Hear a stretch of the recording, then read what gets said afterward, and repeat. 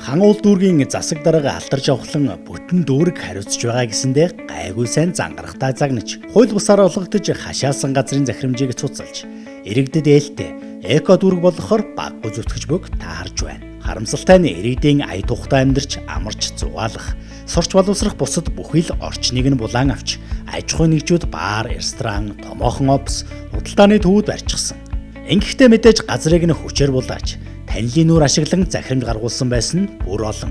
Тиймээс тус дүүргийн удирдлагууд эдгээр асуудлыг зэгцэлж, эрх мэдэлтнүүд бус иргэд ая тухтай амьдрах нөхцлөөр хангах ёстой гэдэг байр сууриа хадгалсаар өнөөдөр хан уулын ахмадууд гараад нарлах, багчууд гаднаа тоглох, залуус нь болцож салхилах талбайтай үлджээ. Тус дүүргийн зөвхөн 1-р хороонд л гэхэд нийт хууль зөрчигдөн олгогдсон 19 байршлын эрхийг хүчингүй болгох, нийтийн эзэмшлийн талбайд тогтцол цэцэрлэгжүүлэлттэй талбайг тогтоолох хүсэлтэй нийслэлийн засаг даргад хөрвүүлснээс өнөөдрийн байдлаар тус хорооны 5 байршлын эрх хүчингүй болж нийтийн эзэмшилд ирээд байна.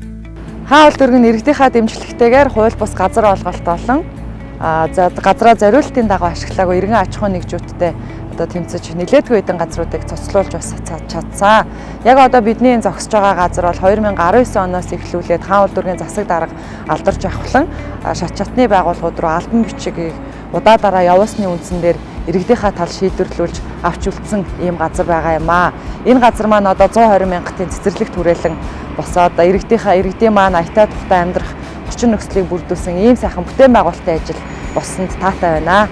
Тухайлбал тус хорооны 39-р байрны хойд талбайд газар эзэмшиж байсан Дорны хээр азрах компанийн газар эзэмших эрхийг мөн дуусруулгаж цуцлуулснаар одоогийн тогтчлтын ажлыг хийж байна. Мөн 120 мянгатын Чингисийн өргөн чөлөөний зам дагуу ногоон байгууламжтай цэцэрлэгт хүрээлэн 2020 онд ашиглалтанд оруулсан байна. Өмнө нь тус газар Номин хооллонгийнхан үйлчилгээний барилга байгууламж барьж нийтийн эрх ашгийг зөрчих нөхцөл үүсээд байсныг ийн таслан зогсоож нийтийн эзэмшилд авч үлджээ. Энэ хороотой залгаа 2-р хорооны нутаг дэвсгэрт байх нэхэмлийн шар буюу одоо Нутгийн буян компанийн барьсан орон сууцны хороолол дундах зайг мөн л Мартагрын гих компани барилга барих гэж нөхөхөж хашаалж байсныг дүүргийн засаг дарга алдарч авахлан хотын даргад уламжилснаар өнөөдөр тухайн орчин нийтийн эзэмшилд шилжээд байгаа нь.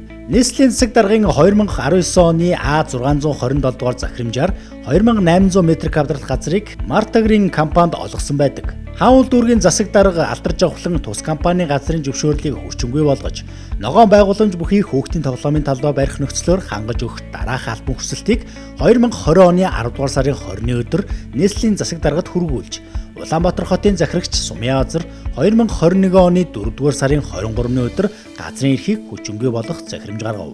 Тэгээд өмнө нь манай энэ талбай дээр нөгөө нэг худалдааны төв байдаг байсан.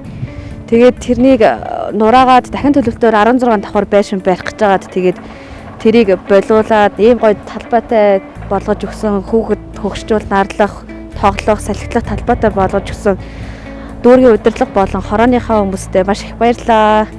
Хан уул дүүргийн 6 дугаар хороо буюу Яармаг наадамчдын зам дагуу олгогдсон газрын эрхийг хүчингүй болгох хүсэлтийг нийслэлийн засаг даргад уламжилж, цэцэрлэгт хүрээлэн бүхий ирээдүйн олимпийн аваргуудыг бэлдэх зорилгоор олон төрөлт спорт сургалтын төв байгуулахаар болоод байна.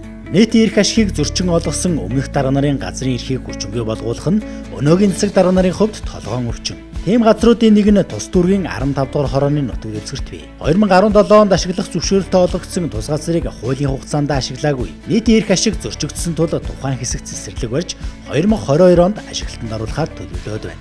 Хан уул дүүргийн засаг дарга алдарч авахлан 2020 оны 1-р сарын 9-ний өдрийн техник 24-р дугаартай газар эзэмших эрхийг хүчингүй болгох хүсэлтийг нийслэлийн засаг даргад хүргүүлж, тус байршилд 200 орто цэцэрлэг төлөвлөсөн. Хууль эрхцэн хүрээнд тус газрын эрхийг 2021 оны 5-р сарын 28-ны өдрийн А394-р захирамжаар нийслэлийн засаг дарга хүчингүй болгож нийтийн эзэмшилд шилжээд байна. Хан уулчууд иргэдийнхээ аюулгүй байдалд анхаарал хандуулж, хүүхдийн цэцэрлэг, сургуулийн хүртээмжийг энэ тэргуунд тавьж байна. Тодорхойлбол тус дүүргийн 16 дугаар хорооны буян тухай нэг хорооллын зүүн талын хэсэг бий. Одоо энэ дээр бол одоо 200 ортой цэцэрлэг баригдахаар одоо энэ 2022 онд ашиглалтанд орохоор төлөвлөлтөд ингээд ажиллаж байна. За энэ үйл явцад бол одоо манай буян тухай нэг хорооллын оршин суугчид төдийгүй 16 дугаар хорооны оршин суугчид манай маш их баяр талархалтай байна. Тэгээд дүүргийн удирдлагуудаа бас их баярлалаа гэж бас хэлмээр байна.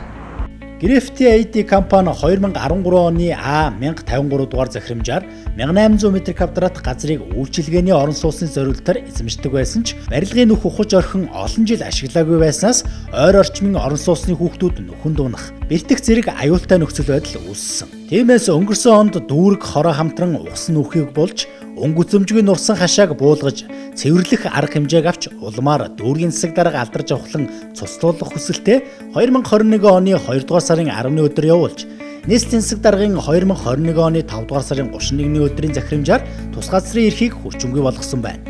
Харин одоо тухайн газарт дүүргийн төсвийн хөрөнгөөр 200 ортой хүүхдийн цэцэрлэг барьж 2022 онд ашиглалтанд оруулахаар төлөвлөд байна. Энэ мэтчлэн нийтийн эрх ашигыг зөрчин олгогдсон газруудын эрхийг хүчингүй болгож иргэдэд нэн хэрэгцээтэй цэцэрлэг, сургууль, нийтийн эзэмшлийн зам талбайн тогтчлтын ажлыг өргөнүүлэхээр хан уул дүүргийн засаг дарга алдарч авахлан албан хүсэлтүүдээ дээд байгууллагууд руугаа хүргүүлсээр байгаа. Ингэснээр худалч хүнд хөлгөшгөх зайгүй шахан болсон хан уулд хүүхдийн цэцэрлэг, сургууль, тоглоомын талбай, амралт зугаалгын талбай ара араасаа бий болсоор байна.